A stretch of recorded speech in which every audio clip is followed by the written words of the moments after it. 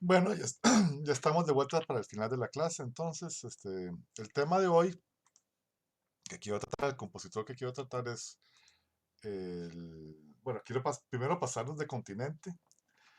Hoy y la próxima semana vamos a ver compositores del Nuevo Mundo y de propuestas desde acá, ¿verdad? Desde América y desde América Latina, pero vamos a empezar con Estados Unidos y con un compositor súper interesante que se llama Charles Ives, que es un compositor este, que, que nace en 1874, que estudia música y composición en Harvard a finales del siglo XIX, o sea, en los 890 se está estudiando en Harvard, ¿verdad? Que tiene una gran producción a principios del siglo XX, después deja de producir por mucho tiempo y después se convierte como en la figura icónica de lo que sería el vanguardismo norteamericano para toda una nueva generación, y ya él ya viejo, ¿verdad? Este, es ese que está aquí, Charles Ives. Charles Ives recibe a su padre, venía de una familia de músicos, su padre era el director de las bandas en un pueblo en Nueva Inglaterra, eh, y, eh, y el padre de Charles Ives había estudiado con un profesor alemán, contrapunto estricto y todo esto, y le enseñaba, desde muy niño, le enseñó a Charles Ives estos placeres exóticos del contrapunto, ¿verdad? Y, eh, em, y también estudió con Horatio Parker, que es un compositor romántico norteamericano, que también que ha estudiado en Europa, en Hamburgo, si no me equivoco. Eh, eh, entonces había una fuerte tradición, digamos,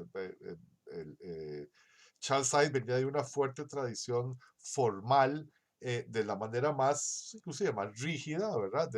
Y estricta de los conservatorios alemanes. Sin embargo, ya el padre de Charles Ives que era un tipo bastante interesante y bastante, eh, digamos, experimentador en sus propuestas.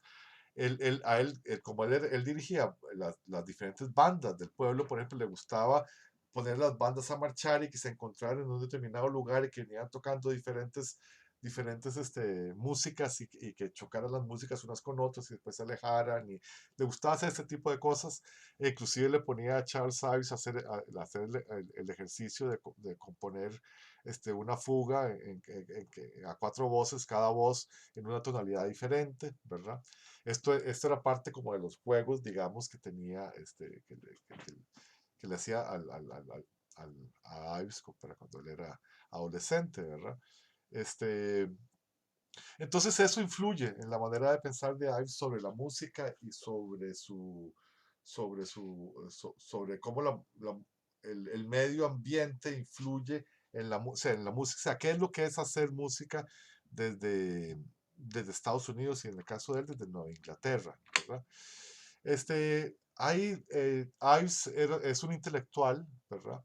De hecho, él acaba no viviendo de la música, él acaba montando un negocio, ¿verdad?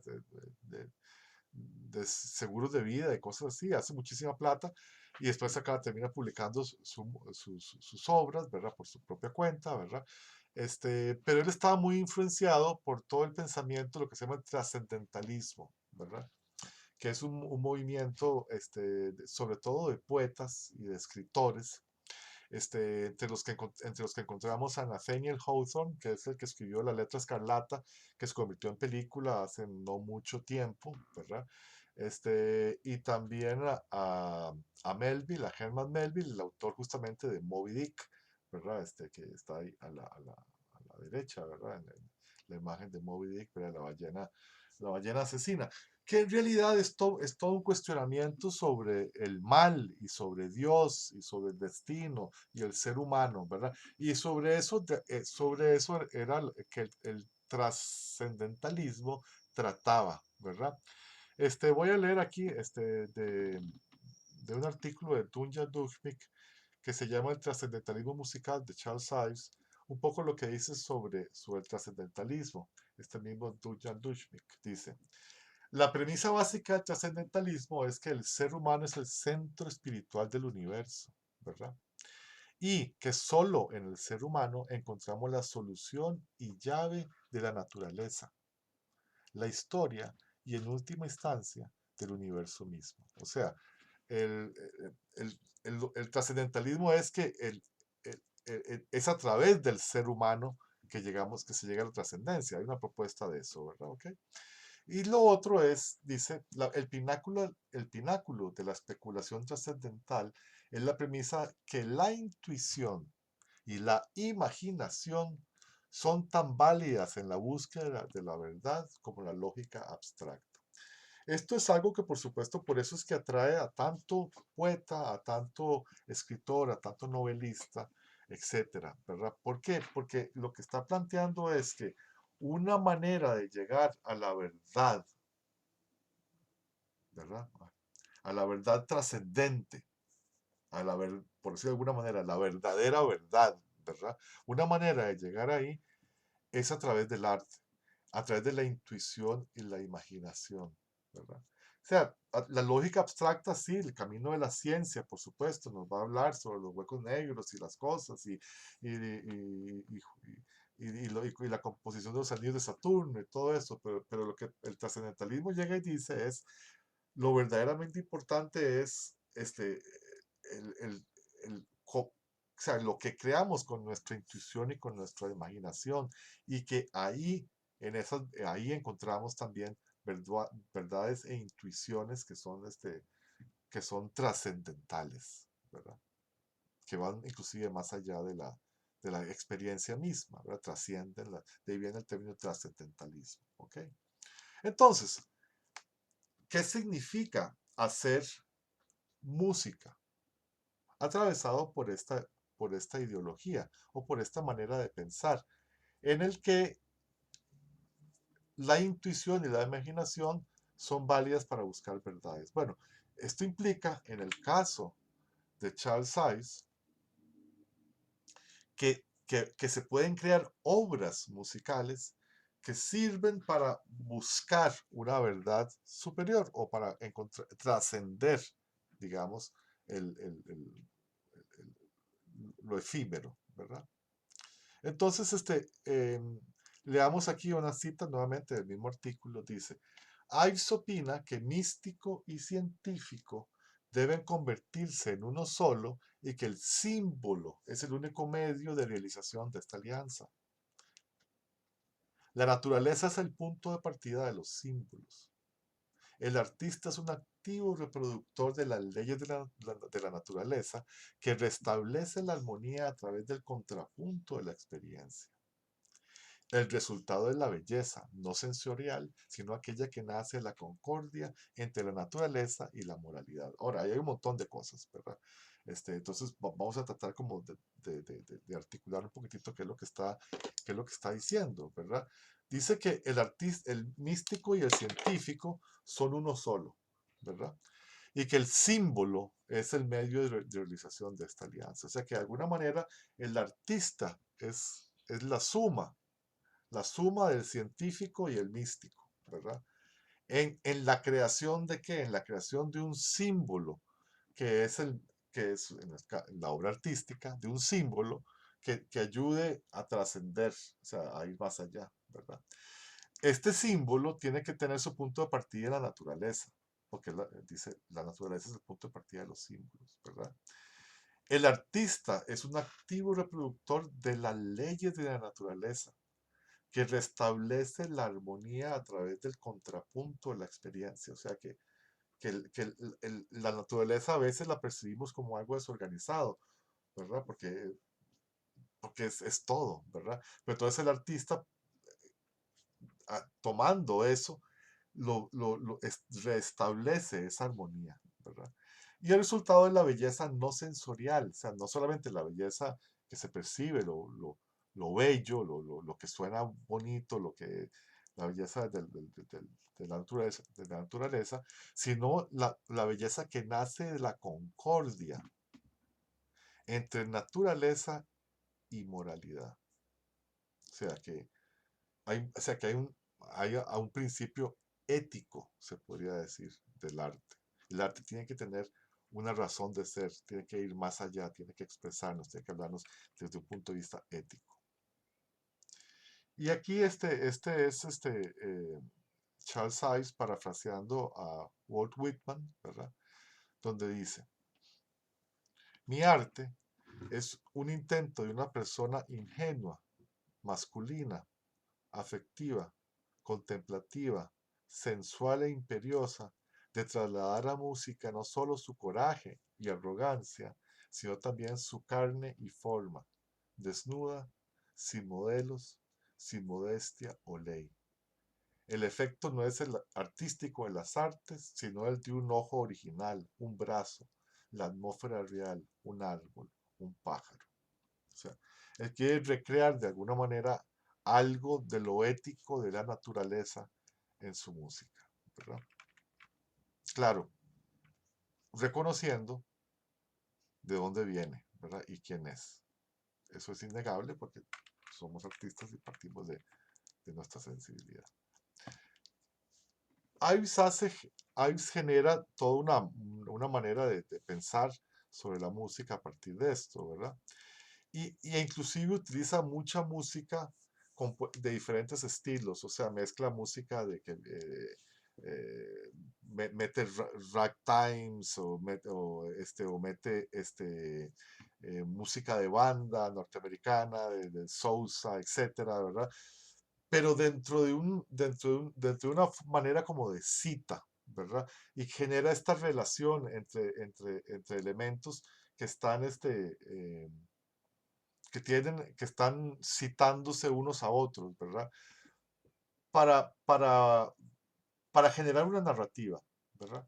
Entonces, en el caso de Ives, si hablamos del desarrollo del contrapunto en Stravinsky, cuando hablamos del contrapunto eh, por capas, ¿verdad? Que en Stravinsky lo que hay es contrapunto de capas y lo que hay es más bien una desarticulación, ¿verdad? De una capa para con otra, ¿verdad? En el caso de Ives, muchas veces tenemos un contrapunto inclusive de estilos, ¿verdad? Hay dos cosas en estilos diferentes sonando y lo que se quiere es la dramaturgia que se genera entre ese choque de estilos, la tensión que eso genera, o sea, de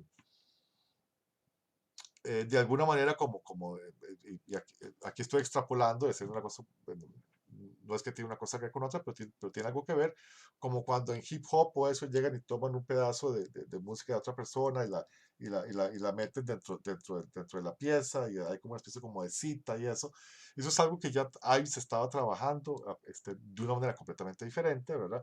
En su música a principios del siglo XX, ¿verdad? Entonces, ojo lo que dice ahí. También, bueno, de otro artículo de Christopher Ballantyne que se llama Charles Ives and the Meaning of Quotation in Music. Dice, en Ives el uso de música preexistente compuesta en un estilo diferente, usualmente popular, es introducido por sus connotaciones semánticas. O sea, que él introduce otro tipo de un estilo por las connotaciones semánticas que este estilo implica, ¿verdad? No es una simple evocación de la ocasión original, una danza de un granero, un desfile de circo, un servicio religioso. O sea, no es simplemente que está metiendo y dice, como si fuera una estampita, ¿verdad?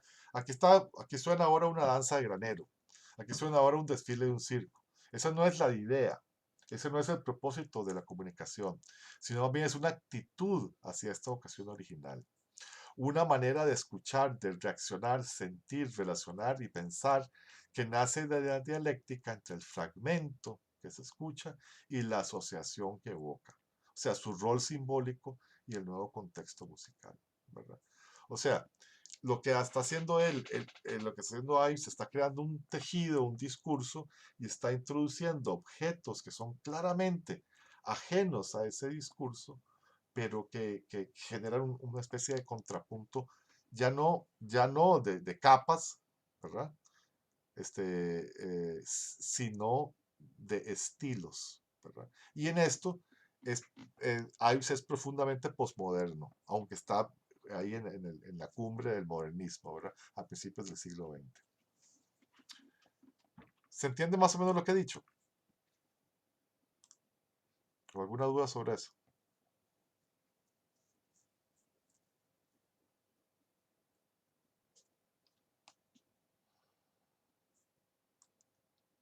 ¿Aló?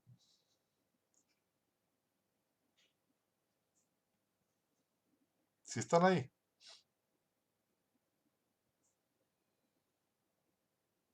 Sí, Ok, sí, profe. mucha Sí, Jesús. profe. Ok, sigo.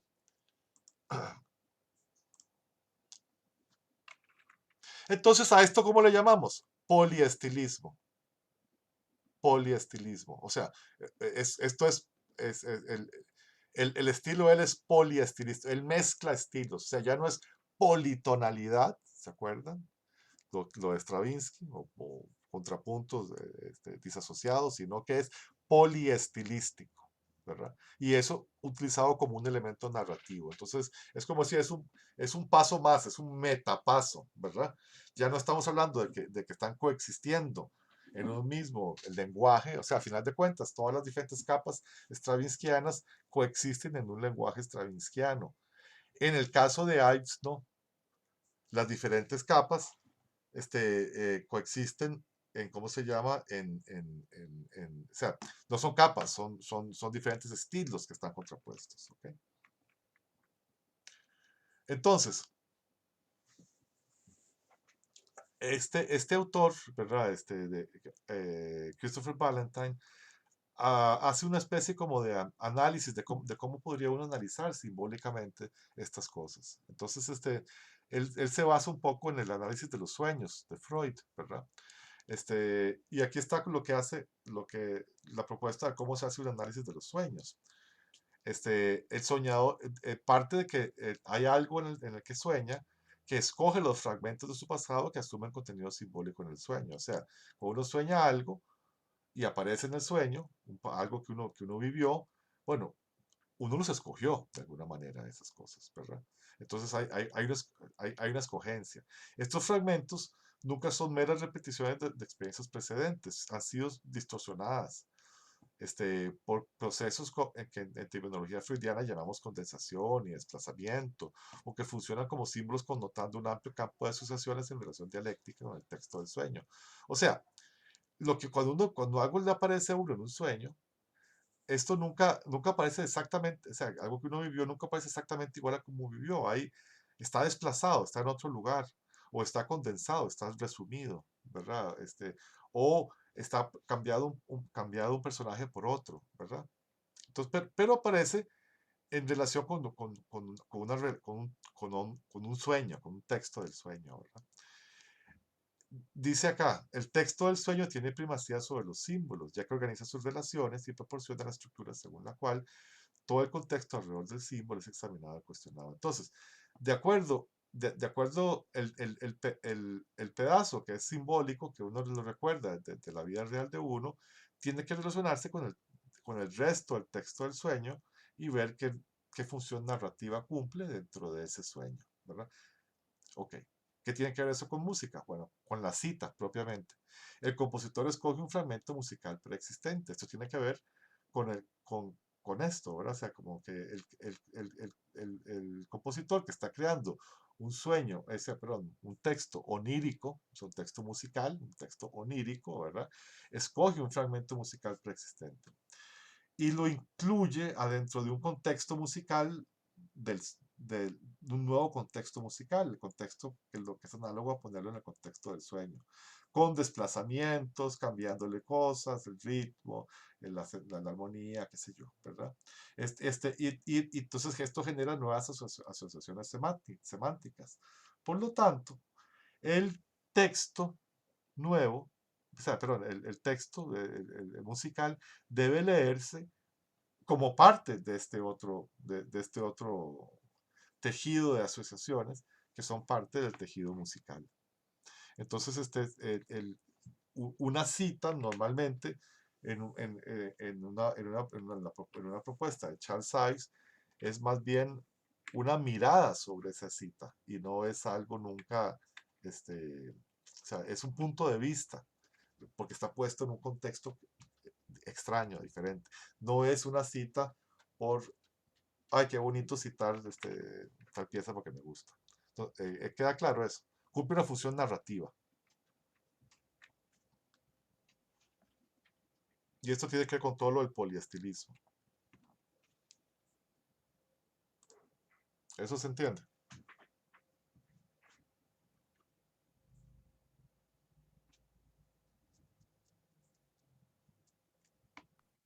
Sí. Sí. Okay. Bueno, entonces no vamos a ver eso. Vamos a ver la pregunta sin respuesta, de un answer question. ¿La conocen esta pieza? ¿Alguno de ustedes? De mi parte, no. No, nadie la conoce. Es una obra cortita, buenísima, buenísima. Este voy a, aquí un poco vamos a hablar de lo del trascendentalismo, ¿verdad? Y también un poco, digamos, aquí no hay citas, pero aquí lo que hay son mundos que son completamente diferentes. Es el mismo concepto de cita, pero lo que hay son mundos completamente diferentes. Entonces, vean qué interesante. Ahí lo que tenemos es una instrumentación, ¿verdad? Que está dividida en tres elementos. Un grupo de cuerdas, ¿verdad? Un grupo de maderas y una trompeta. La trompeta siempre toca lo mismo. ¿Ven? Lo único que cambia es la nota final. A veces es un si natural, a veces es un do, a veces es un si natural, a veces es un do, ¿verdad? Pero vean que la trompeta siempre toca lo mismo. La obra se llama La pregunta sin respuesta. Les voy a hacer spoiler alert. La trompeta es la pregunta, ¿verdad? Entonces, la pregunta que la hace siempre, siempre igual, pero con un pequeño cambio, ¿verdad? La pregunta tiene una estructura un poco como atonal, pero suena modal, ¿verdad? Cuando la escuchen van a ver, ¿verdad? Se ve como muy rara, pero cuando la escuchen tiene una cuestión modal. Hay una armonía que está dada por las cuerdas y que se va moviendo súper lentamente. Y aquí habla de las largo, molto, sempre, ¿verdad? Es más o menos negra igual 50.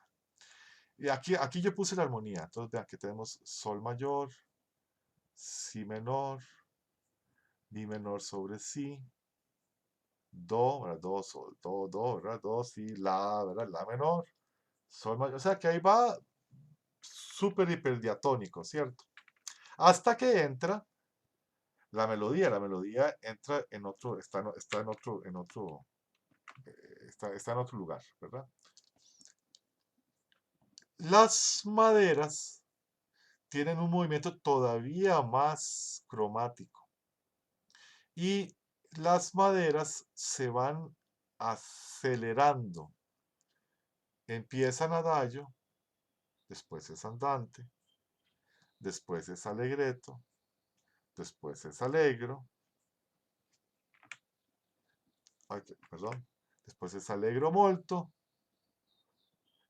allegro hasta presto, molto agitando, ¿verdad? Entonces, esto cada vez va más rápido. Y de hecho, vean que de la primera vez que se hace, cada vez van apretando más los compases, ¿verdad? Y va variando, esto sí va variando, no es como la respuesta que es siempre lo mismo, ¿verdad? Esto va variando. Entonces, vean que aquí tienen un montón de compases y aquí son nada más dos, o sea, dos compases, o sea, ni dos compases los que hay aquí, porque aquí ya es molto agitando. Entonces, ¿qué es lo que está pasando acá? Oh, perdón. ¿Qué es lo que está pasando acá? Lo que está pasando acá es que aquí tenemos dos tempos diferentes, ¿verdad? Un tempo que siempre va igual, largo, molto, sempre, las trompetas y la trompeta, perdón, y las cuerdas. Uy, me sale que la conexión está inestable. ¿Están ahí?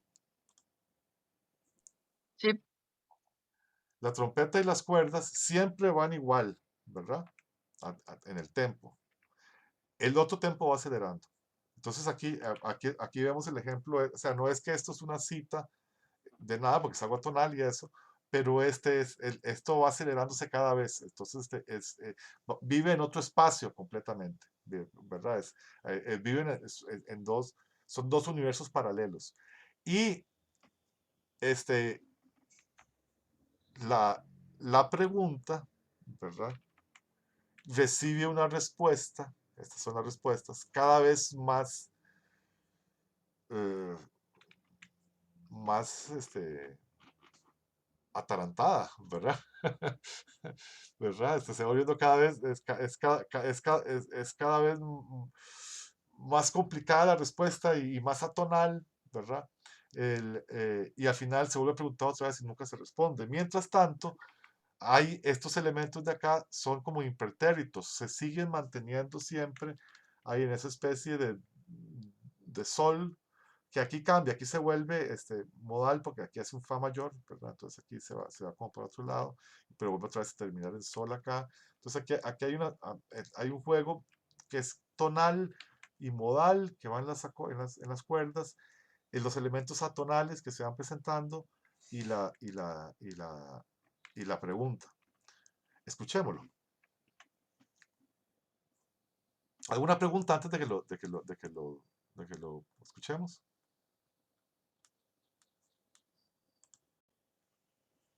No.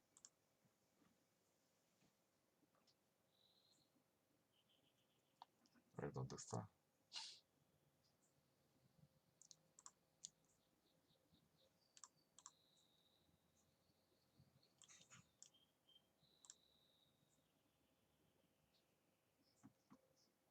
Un segundo.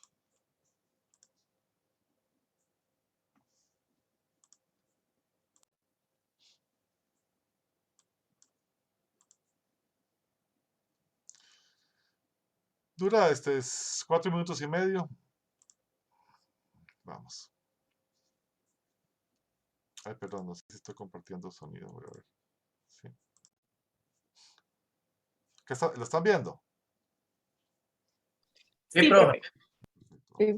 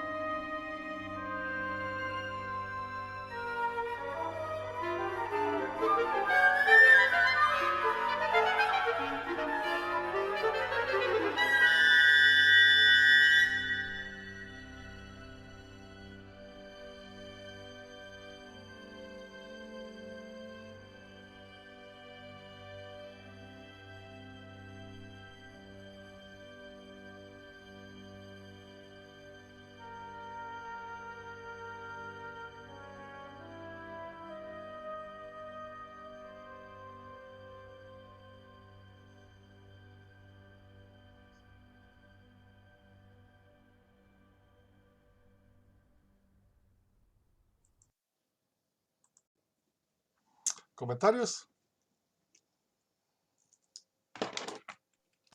Como que algo pasó que no le quiere contestar. Suena ahí como algo malo pasó. Sí, claro, no, no, hay definitivamente un drama, ¿verdad? Y tiene que ver con la superposición de estilos, ¿verdad? Eh, ¿Algo más? ¿Otro comentario? De mi parte, sí, eh, lo hizo uno como meterse en la trama, se puede decir. Claro, Como, como que usted se hace el escenario, ¿verdad? Y digamos, yo me imaginé como a alguien preguntándole a otra persona ujú. y que esa persona le hable de cualquier otro tema menos de lo que le está De, preguntando. de hecho lo vacila, ¿verdad? Porque lo repite. Le hace como ese, como, tirararira, entonces, ña, le hace, le hace a veces, ¿verdad? Cierto, se oye, ¿verdad? ¿Lo oyeron? Que hay un momento que lo repite. Sí, lo repite, pero distorsionado.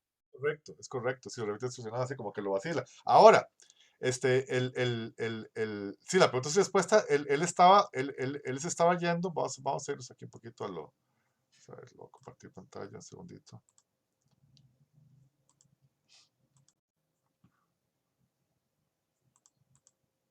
Ay, no, aquí. Ahora, él. Aquí es donde vean aquí claramente se ve donde lo repite. ¿Dónde es? Aquí, pito, topiro. Aquí es pito, topira. ¿Lo ven? Aquí es lo mismo. Que le cambian el ritmo y le meten más notas ahí, entonces suena más, suena como más feo. Lo interesante es que vean que la armonía, el plano armónico siempre sigue armónico, ¿verdad? Siempre sigue muy diatónico, ¿verdad? El otro plano se acelera. Él dice aquí, dice, por acá. Dice, los, las cuerdas tocan pianísimo sin ningún cambio en el tempo. Ellos representan el silencio de los druidas, que saben, ven y oyen nada.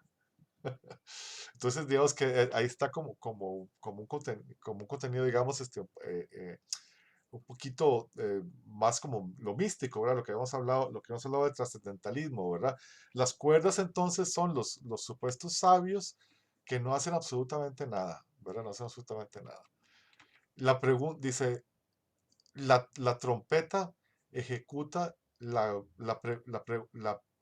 pregunta perenne de la existencia. La pregunta perenne de la existencia. Sea lo que sea que pensemos nosotros que es esa pregunta, ¿verdad? Y la dice en el mismo tono de voz siempre. Pero la búsqueda, o la caza, la cacería, por la palabra que pone el cacería, la cacería por la respuesta invisible que toman las flautas y otros seres humanos, se vuelve cada vez más activa, rápida, eh, eh, eh, más fuerte, hasta llegar a un animando moto con fuoco. Esta parte no se tiene que ejecutar en la posición exacta en que está indicada. Está puesto así por si no hay director, perdón, que uno de los flautistas sea que dé la indicación.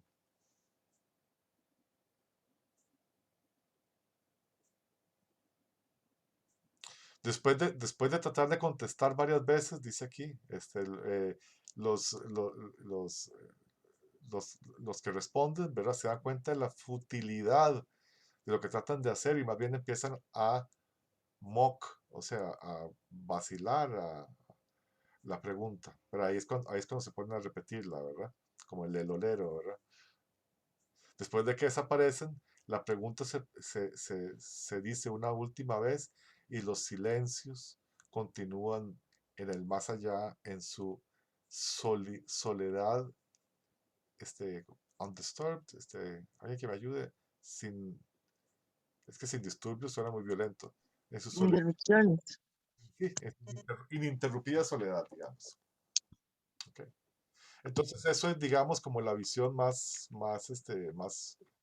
pero en realidad ahí está, ¿verdad? Todo eso que leí, si uno lo proyecta en esta pequeña obra, ahí está de alguna manera, ¿verdad? Y en todo caso, aunque no lo supiéramos, con solo escuchar el título y escuchar la obra, ahí hay un símbolo muy poderoso, ¿verdad? Que, es- que yo creo que es bastante perceptible, ¿verdad? Una vez que uno sabe de qué trata la cosa. ¿Sí lo creen o no lo creen?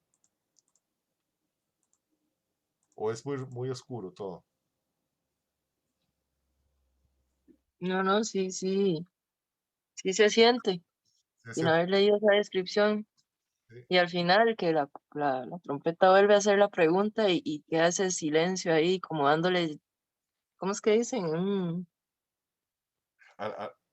sea, el silencio que no se disturbe, la soledad imperturbada. Exacto, sí.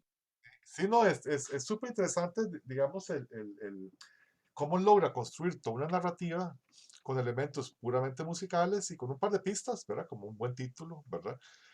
Y bueno, hay un prólogo que si uno quiere se lo lee.